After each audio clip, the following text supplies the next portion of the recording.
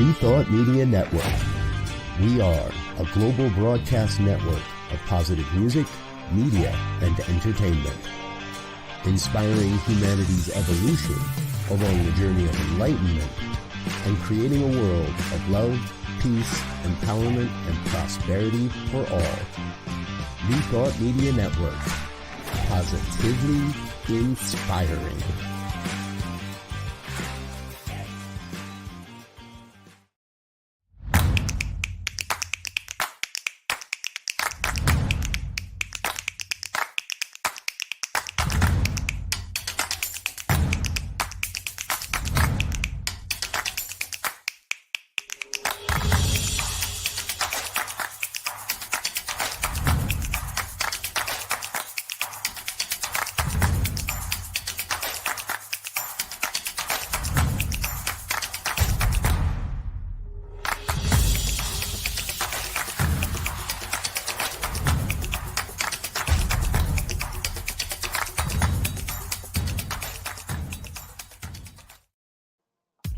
New Thought Media Network is pleased to present The Inclusive Church, Ideas and Resources for Leaders of Multicultural Ministries.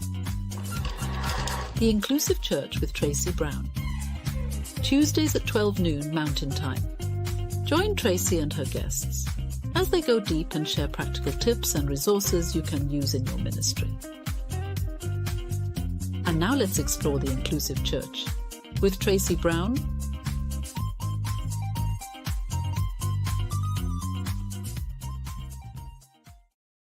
Hey everybody, Tracy Brown here, and you are here for the Inclusive Church. And I'm so glad that you have joined us, whether you're joining us live at 12 noon Mountain Time on Tuesdays, or whether you are watching the recording, because either way, you and me, we are here together diving in. There are a couple of things I like to share at the beginning of each week. And one of them is, yes, the show is titled Inclusive Church or The Inclusive Church. But I always, just in case you are watching for the first time, I like to remind everyone that when I use the word church, I'm not talking about a building. I am not talking about a Sunday service in the middle of the morning. I'm talking about church and reclaiming the word church as the congregation, as the gathering of people, whether it's in a theater or a park or on a line or in a building, that the church is the people. And if we have forgotten that before 2020, we got the great reminder that the church is the people. You have no church if you have no people. So we are talking about bringing people together, all kinds of people, and being inclusive in our strategy, in our events, our programming, in our behavior. The other reminder that I like to share at the beginning of every show is that people will hear me refer to leaders and, trying to reach leaders and help them understand ways, ideas, and resources for leaders of multicultural ministries, right? That's the subtitle. And so when I say leaders, some people say, well, I'm not a minister, so why would I watch your show? Or I'm not a minister, so why would I read your book? And leaders are the people who are making things happen. So you can be a volunteer and you can be a leader. You can be a donor and you can be a leader. So the tips and the ideas and the resources that are shared on this show are for all the folks who step up to make the church work, the church grow, the congregation grow. So those are my two reminders. And today I'm really, really excited to have a conversation with Dr. Michelle Wadleigh. And why am I excited about this conversation? And I hope you will be too as we dive into it. Michelle has been an example of someone who you might not expect to care passionately about diversity and inclusion, and has been an example of then saying, not only do I care about it, but I'm going to show in my behavior over an extended period of time that I care, I'm concerned, and I'm committed. And that in itself would be enough of an introduction, except that if you are a regular viewer, you know that I tend to share 3 random facts about my guests. So in addition to that overview, 3 random facts about Michelle Wadleigh. Number 1, she's based in New Jersey. That is such an easy fact to share. Number 2, she has prioritized in her life these little beings that would be considered grandchildren, and has lots and lots of grandchildren stories. And fact number 3, Michelle Wadleigh is one of the people I trust for getting in the weeds or in the dirt around racism and what to do about it. So 3 facts about Michelle Wadleigh, Reverend Dr. Michelle Wadleigh, and I want to welcome you today. Thank you, Tracy. Thank you. Good morning. You brought tears. As soon as you said you trust me, it's like, wow, I teared up. Like, who knew? Who knew? But thank you. Thank you for that. Thank you. Well, yeah, and I think it's appropriate to say in this show that I didn't start there. I didn't start there. And I think that's important for people to know. Now, I didn't start, we did, when we met, there was no, at least from my end, there was no wall, there was no problem, there was no issue. I just didn't know you. I had never met you before. Mm-hmm. Right. So I was curious about, who is this person? But I wouldn't say I trusted you immediately. I was just getting to know who you are and what you stand for and what you believe in and how you behave, vice versa. But over the last, been a minute, 12 years. Yeah. Mm-hmm.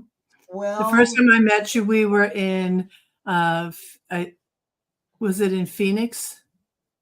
Not Phoenix, somewhere in Arizona. We were at the Diversity Commission training, I do believe. There was a retreat. So yes, everybody, you do this too. You've known somebody a while and you think, where did we meet?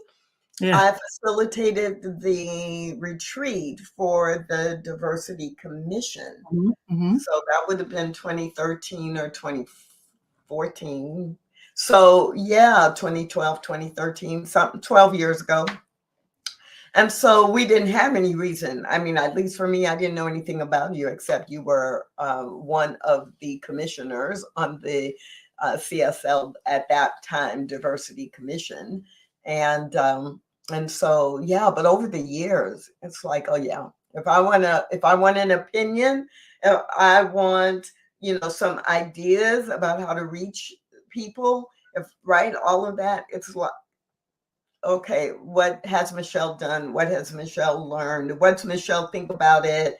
And it gives me more ideas to think about. So welcome. Yeah, you're welcome. Thank you. I'm glad to be here with you. Is there anything else? Is there anything else you want to tell people about who you are and your background before we dive in? I'm a deeply compassionate, caring, and I call myself, my new term is an out loud ally, an out loud one, which is so much better than being a quiet, agreed ally. Because if you're not out loud, it doesn't have the same impact. You have to be willing to be out loud. You have to be willing to speak to what's in the room or what's around you. And that isn't easy for a lot of people.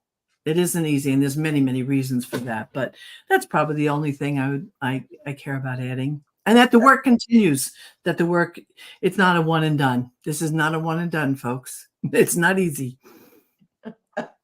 So that would be a great book title, by the way, Out Loud Ally. I'm just saying, but it's a great book, Out Loud Ally. I will be reminding you of that over the next few months. Okay. If someone else doesn't grab it before you get around to that book on the list. So, yeah, one of the things that I keep being reminded is that before we know it, 40 minutes, 45 minutes just is like gone. So I'm going to dive in. I already said when I first met you, I didn't know you, and I wasn't positively impressed in that very first meeting. Well, I want to do a true confessions about that, if I can. Can I do that? Yeah. Because for years, and you've been sending people in my direction, ministers in training, that, you know, they have to do the diversity, you know, they have to do a section of diversity inclusion in their ministerial training. And I want to tell you, they do not prioritize it, because they always call at the last minute, and they have no respect for what your calendar is. However, I always say yes when I can, because I want to serve that purpose. But who I am at the core of my being has always been there. But I am absolutely one of those people that was not graceful or equipped or eloquent in the way I represented myself. And I got put in my place more than once, not only at that training, but at other trainings. And the reason why I say that is because if in your heart you care, if the intention is love, you don't mind being called out. You won't mind being made wrong for a moment, because sometimes you're wrong. And I was wrong. Not my heart. My heart was not wrong. My intention was not wrong. The way I cared about the world and the people that this conversation is about, that was solid, rock solid. But I didn't have a lot of legs under it in education or conversation or those kind of things. So you have to be willing to be wrong, and you have to be willing to make mistakes. And if you're not, it's not going to show up quite like you want it to be. And I know that then, because I remember you correcting me about things, and me coming to you and saying, Tracy, and you said, well, but it was, but I trusted you. And I had that experience a few times. I had to be put in my place, and I had to be shown, but it was okay. And you are not someone who is easy to put in her place, because you are so clear and so passionate that, you know, actually, I don't think about it as put in her place. But yeah, you're so passionate and you're so clear from the heart that, yeah, to say, okay, just slow down a little bit. Do you realize if you say it that way, people are going to hear this and they're going to miss this, right? And, you know, or yes, that's actually not a fact. That's a feeling, but that's not a fact. But you are you're so right that the thing that people ask me a lot, even now, I mean, I've been doing this work for decades, and I'm shocked how often people just want to have the right answer or the best way, or there are all these different terms, like for any ethnic group, not just Black folks, but, you know, Latinos or even people of European descent, right? There are different ethnic groups. And so people will say, well, just tell me the right word to use. Because I'm like, why? Well, I don't want to offend anyone, and I don't want to make a mistake.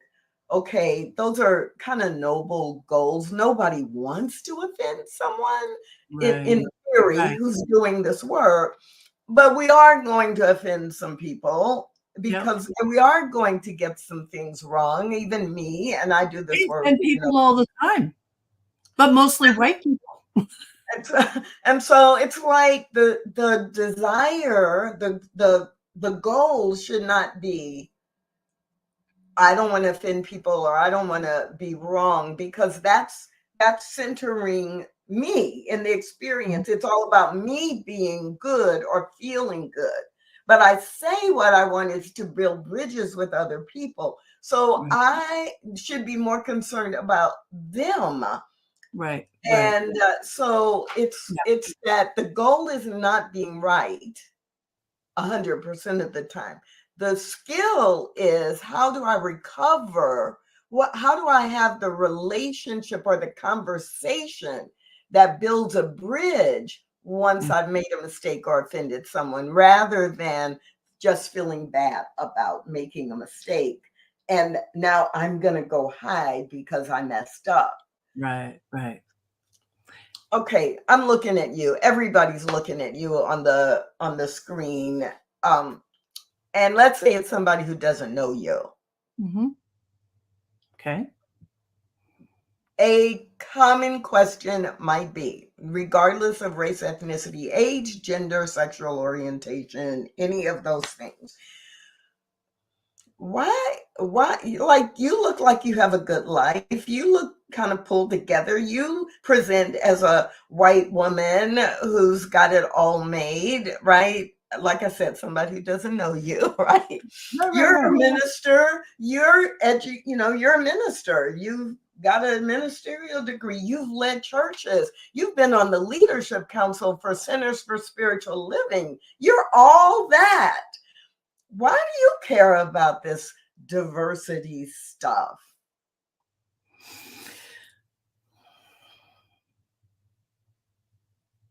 I knew you'd ask me something like this, so it's not that I wasn't prepared, but the question pulls on my heartstrings so completely, because if I am being who I want to be, which is a voice for change and possibility and acceptance and compassion, I cannot leave anyone out of that conversation. Anyone. And the moment I make an exception to that, I'm not being the person that I want to be.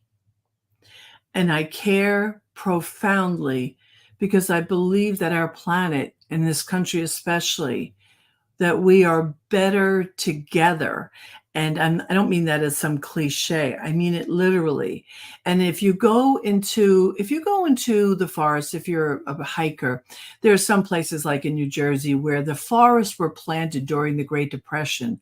And what they did is to give people jobs, they gave them all plugs of plants. And they said, oh, walk 3 feet, plant a plug, walk 3 feet, plant a plug. And all those trees were the same. They're not a wonderfully healthy forest. A wonderfully healthy forest is one where there's a diversity of plants and trees of all varieties, and they feed each other. They literally, under the ground, feed each other, and they don't fight for the space. They don't fight for the sun. They work together in such harmony and synchronicity that the old forest thrives. And I've been in this now, not as long as you, I've been in this now so long. When I go somewhere and there's only white people, there's a gigantic missing to me. I'm always scanning the room to saying, wow, where are the people of color? Where is it?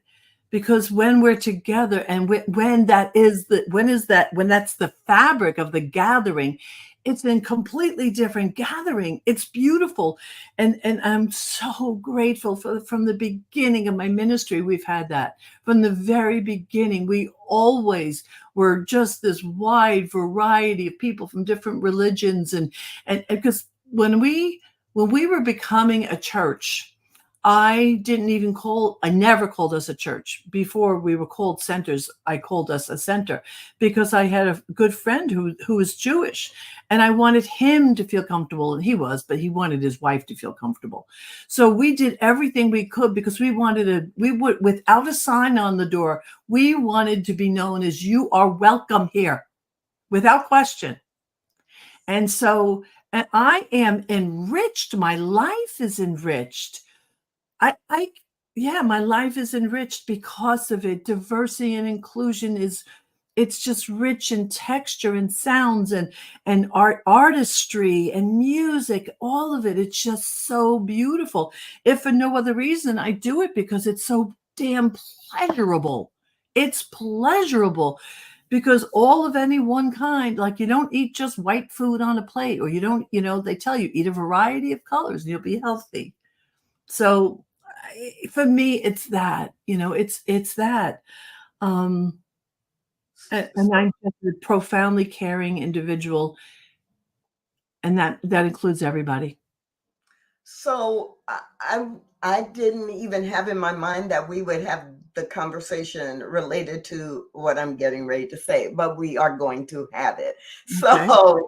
So I love what you said about you do it because of the experience you want to have in the world, and you do it because of who you are in the world, and it reflects your values, your spiritual grounding, etc., etc.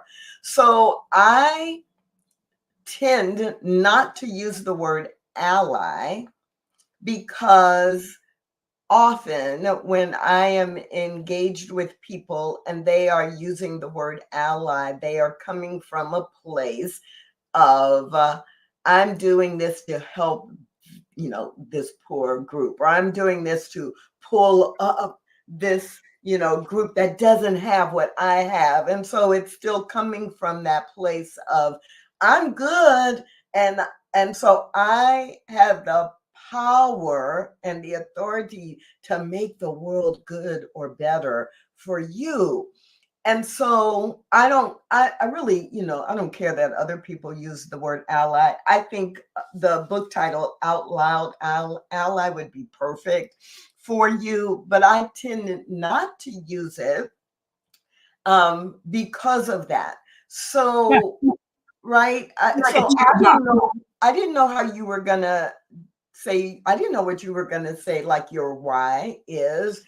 But I'm going to go back and probably copy or snip out in that little section, because that's an ally wants the world to be the world I want to live in. We're trying to create from a spiritual perspective, heaven on earth, heaven on earth. So this is my contribution, because I want to live in a world where there is that that magic, right? That energy.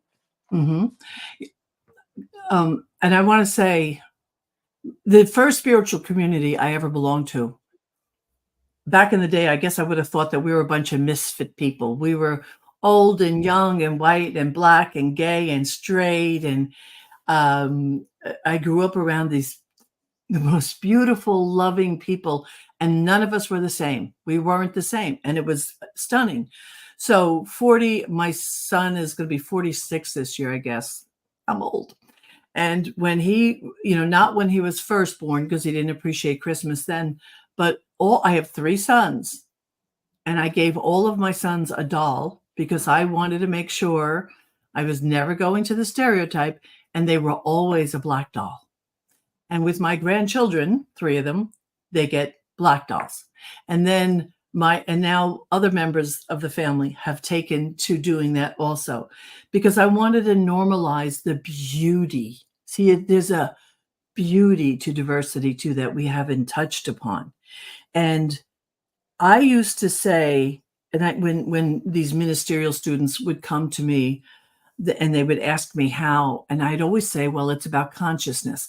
But I've expanded upon that finally, because I had to get clear about that, Tracy. It's consciousness, which is about that which communicates silently, right? Consciousness and expansion of consciousness precedes me when I walk into the room. You don't have to wonder who I am. If my consciousness is what it is, you know me, right? And though it's my intention to be the presence of love. So then the presence of love communicates through that consciousness. And I feel like that's the sweet spot. So that when even we used to have, COVID and so many changes, but we used to have a large group of individuals mostly lesbians. There was a large lesbian group in my community, and we had some meetings. And the one woman said to me something that broke my heart in a good way. She said, because we were talking about how did you come to us? Why were you feeling welcome? We didn't have any flags out. She said, I didn't need a flag with you guys. I didn't need it. I knew from the moment I walked in that I was welcome. That's consciousness. And to get to that state of consciousness, it takes a lot of internal healing work. The inner landscape has got to be, if you have stuff that you haven't cleared up, it has to be cleared up, because then the presence of spirit and God, as we keep referring to, as it moves through me, it's going to be more intentional and it's going to be more impactful. And so that way, my beingness will always be communicated. And it can't be because I hung a flag. You can hang flags all day long. You could have pictures of Black people all over your website. Nothing communicates better than your profound love for the possibility of a world that works for everyone. Okay, so we have to talk about the L word, love. Okay. I've been in way too many conversations where the interpretation of your consciousness precedes you, and then you behave from love, or the love shows in the words and action. And I've been in way too many conversations, mostly with people who are white, who interpret love to mean soft and sing-songy and quiet, and you're not demonstrating love. If you got some passion and you are clear about what needs to happen, that's not love. You are attacking me. Mm-hmm, mm-hmm. So talk about love, Michelle Wadleigh, and some of the things that you've done that actually cultivate that love that weren't necessarily easy, soft, and quiet. Okay, well, when I really started getting more out loud, and I credit Georgia Prescott for that many years ago. She was doing incredible programs, and she had lots of handouts printed out, and I was there. I'm like, okay, got it. And so when the conversation started around white privilege, it really pissed off a lot of people in my community, and I lost some people. So my love for the conversation was bigger than my wanting to keep those individuals. We lost people and we lost money, let me tell you. But my dedication, it's not just love, it's the dedication to being that presence of love. So that was a little hard. When George Floyd died and we were in COVID, I mean, come on, the pain of all of that. I immediately jumped into listening circles and conversations, with 50 people online. And I am so grateful for the people in my community who were willing to say things to their white congregation, things they'd never heard from these people we loved. And I'll never forget it. This one person, I love her, I adore her. And she said, "Why do you hate us so much?" Like, oh, okay. Wow. And so that scared the bejesus out of some people. It woke many people up, and it sensitized us to people that we loved. And you have to be willing to listen, and you have to be willing to believe, and you have to be willing to stay in the conversation. And then, like, I'm a foodie. I love going to a restaurant, and I love being taken care of, especially a good old-fashioned, good Italian restaurant where you have great service, but not the snobbery of a French restaurant. Excuse me, a little opinionated there. And so I tend to like to be cared for. I've been working hard my whole life.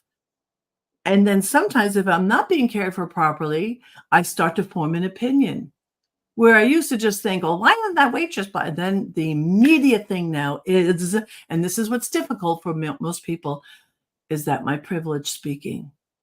Is my privilege speaking? Is my privilege having that expectation? And if you're going to be honest with yourself, you have to say yes. Because I got to tell you, I know if I was not in this white suit right now, I would quiet that voice because I wouldn't have the right. And it takes a lot to sensitize yourself to that and then to educate. And I speak very loudly to people who want to spread the word, but at the same time, they do, when there's some people that once they start the journey, they get a little arrogant. That arrogance is going to kill the conversation. If I want my white compadres to be in the conversation, I have to not shame them. I have to invite them. I have to show them another way and help to sensitize them to what's possible. But if I'm shaming them, God, they're going to run for the hills. And that's a difficult thing for some people because they get, oh, I've taken diversity classes. Oh, I know, I read CAST. People, it's got to seep into your bones. It has to be profound, it has to be a love that even when I'm on the highway now, I can't, if a car's pull over, I tell you, every time I see a car pull over, I look to see who they've pulled over. I will never again just go quiet into the night. I won't. To me, that's love. That's the type of love too. You're right. It's not a kumbaya thing. It's not. It's getting down and dirty. Yeah, and it, truly, we know it's a both and, but when folks find themselves in these kinds of conversations, and especially so if we are talking about race and racism, because that's the one that triggers more people than any other, then it's like, well, of course you don't have the skill. Of course you're not comfortable because maybe this is the first time in your life where you're really engaging at an authentic level about what is the experience that other people in other groups have. And this is true also with people of color. Like often it's the first time they're actually engaging with people who are white, and all the things that are assumed from that perspective also are up for being broken or delved into. Like, what do you mean you never, what do you mean you never think about race, right? As a Black woman, race is a part of the equation in my mind every day with everything I do just about because of my experience. Yeah. So, this has been decades ago, but I remember for me, the first time I really got it. Oh, white people really don't think about race, in general. No. Right. And I was like, when I was, when people would say that, and I would be like, yeah, sure, whatever. Right. But when I finally got it, and literally it's probably 30 years ago now, but I remember right here, I remember how it felt for me when I finally was like, oh, like they're not making this up or saying it, that they're actually being authentic, but they're in the room, in the conversation, wanting to understand from a different perspective. Okay, now we can have a real conversation. And I want to say, you said something before, and I don't want to let it go by because I made a note. You said something about the third thing you said about me was that you trust me. Well, one thing I learned is that, again, you can't fake your caring. You can't fake your passion about this. And if you're white and you're a minister, you're a leader of any kind of group or organization, be prepared to have to earn the trust. You will not be trusted immediately. It won't always feel good. But if you are who you say you are, and you stay in principle, and you're in integrity, you will earn the trust. And then once you do, you'll never lose it. I mean, you could if you screwed up, but right. And I got used to meeting people and then recognizing I had to earn their trust and respect. And then we became family, right? So I don't want any white person to be surprised by that. If you're trying to do the right thing, and what's wrong? I'm trying to do, see, it's the trying. The trying means you're not doing it. You know, you are, you can't be half pregnant, right? You know, so, but you have to be prepared and willing to do that. I'm curious if you have also experienced this, and I don't think we've ever talked about it. Maybe we have. So just with that requirement to earn the trust, which makes sense in doing this work, that, you know, because many people who are white, and we are talking in generalizations, not every single person, but many people who are white have never seen themselves as part of, like, what is white? Well, I don't think of it as a cultural group. You know, it's just, I'm normal and I'm an individual and I'm trustworthy, and it's very individual focused. Whereas many, if not most, people of color have always grown up knowing we're part of a group, and here are good things about the group, and here are stories that the mainstream has made up about our group that may or may not be true, and this group identity is there. But another place where that has shown up, this idea of many white people being surprised that there is a need to earn trust, is the distinction between wanting to be liked and wanting to be respected. So I have been asked by many people who are white, especially white women, you know, ask me if I like them, or say things to me like, well, I don't know, you just don't seem to, you know, like me, or let's go to lunch because, you know, I want you to like me.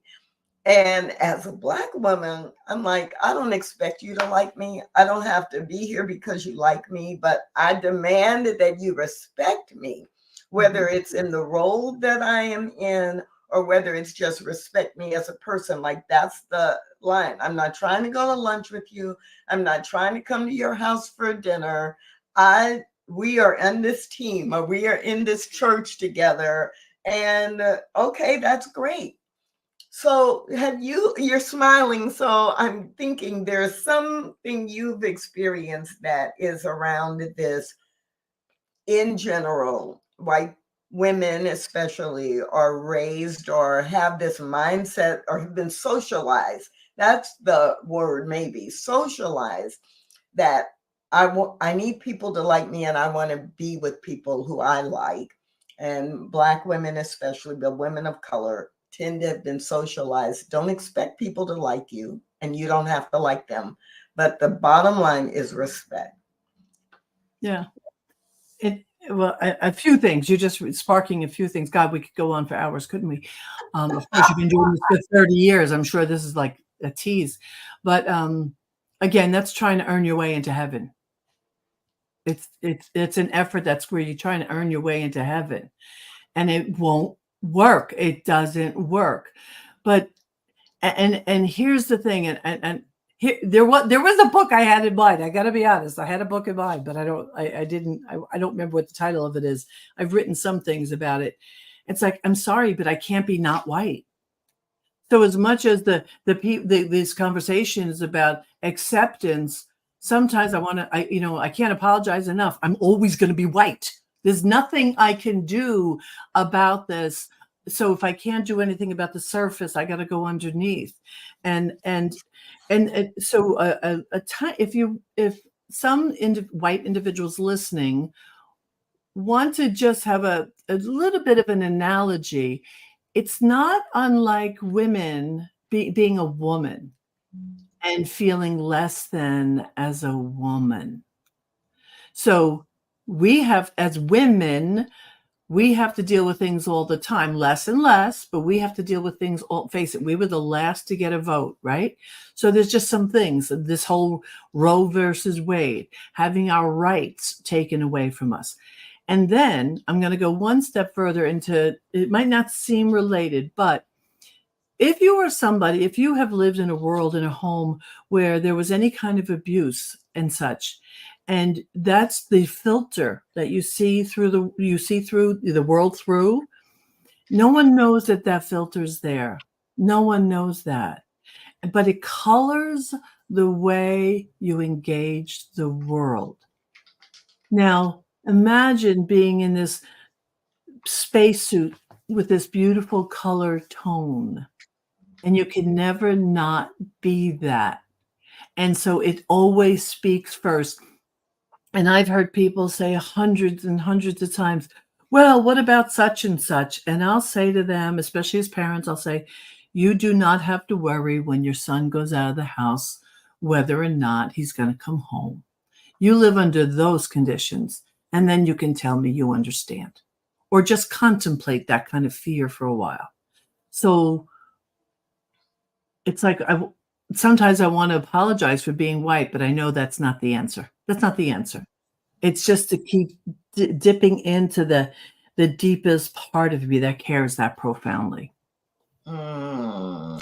I love that, because as I'm listening to you, yeah, it's like I'm not going to apologize that my experience as a Black person is X, Y, or Z.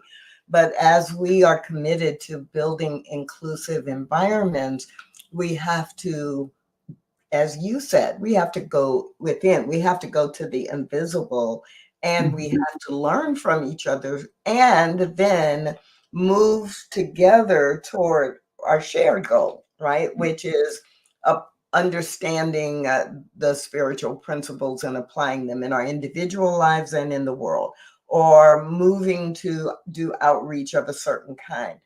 But often we get so caught up in do I like this person or not like this person, right? Or just in the, I can only think about it from my way, that we don't make the kind of progress and we don't build the relationships that we would like to build. One of the things I really hadn't thought about this before we started talking, but another reason why I can trust you is not just about in this work. We serve together on the governing board for Centers for Spiritual Living, and we didn't agree all the time, right? And sometimes it was from a cultural perspective. Sometimes it was from, all different. We just didn't agree. We saw things from a different perspective. And I think that also is one of the reasons I can trust you, because we could always, both of us, it was like, okay, but tell me, like, I want to hear where you're coming from and why. There's no requirement to agree. Right. But the requirement, if we are going to be inclusive, is that we hear, that we listen, and that we actually, like, I can explain your point or your experience from your point of view. Doesn't mean I have to agree with it. Right. I just had a retirement party from the pulpit, and a few people spoke at the party. It was so fun. It was such a joy. And I want to tell you, I was taken aback and tearful. The bulk of the people who spoke were people of color. Sorry. And I realized it did my work. It did what had to be done. And we stayed, and a few of them, like, there wasn't always agreement either. And I acknowledged to them at the end of when I wanted to say a little something, I said, but we stayed in the conversation. We stayed together in disagreement. And then sometimes people leave. But when they come back, the door was open. And so we stayed in the conversation. And I think that as a spiritual, metaphysical individual, that's what I'm devoted to, staying in the conversation. And I think as long as we keep the door open, we'll learn, we'll be educated, and we'll educate ourselves through our authentic way of being, So it was lovely. Well, Dr. Michelle, obviously, as you just said, we could be talking about this forever. So maybe in a few months, we'll just have to either pick up where we've left off today or just dive into some other aspect of the opportunities as well as the challenges with creating an inclusive church. I'm so glad that you joined me today. Thank you. And to the listeners, I want to say, please take one step. One step. The rewards are bountiful. The rewards are bountiful. Not like, oh, pat yourself on the back, but just in the beauty of life. It's bountiful. So thank you for having me, Tracy. I really enjoy being with you here. Thanks a lot. And everybody else, I just want to remind you that the Inclusive Church right here on the New Thought Media Network is every Tuesday at noon Mountain Time. And I hope that you can join us. We have a lot of very cool featured guests coming up. And some weeks I don't have a guest, which gives me an opportunity to share some specific tips and ideas and resources that you will find in my soon-to-be released book, Inclusive Church. So my name is Tracy Brown. Thanks for being here today, and I will see you again soon. Thanks for watching The Inclusive Church with Tracy Brown. Join us again next week at 12 noon Mountain Time.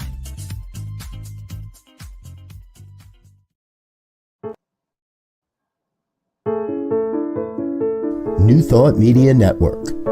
We are a global broadcast network of positive music, media, and entertainment, inspiring humanity's evolution along the journey of enlightenment and creating a world of love, peace, empowerment, and prosperity for all. New Thought Media Network. Positively inspiring.